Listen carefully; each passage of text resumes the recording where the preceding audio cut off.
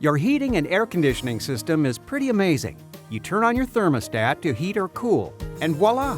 You get warm or cold air throughout your house. But have you ever stopped to think about how air is delivered to each room? It's pretty cool, actually.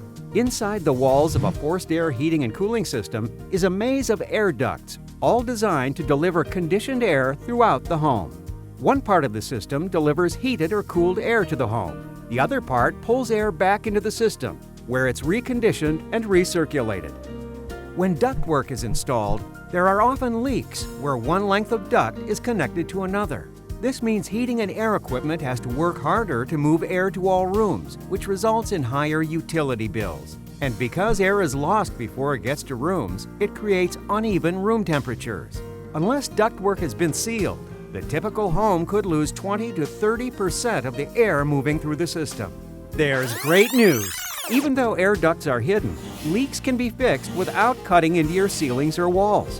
When the leaks are sealed, you'll know air is getting to all rooms as intended, and you'll notice savings on your utility bills. If you would like more information about air duct repair services for your home, give us a call. We'll be happy to help you out.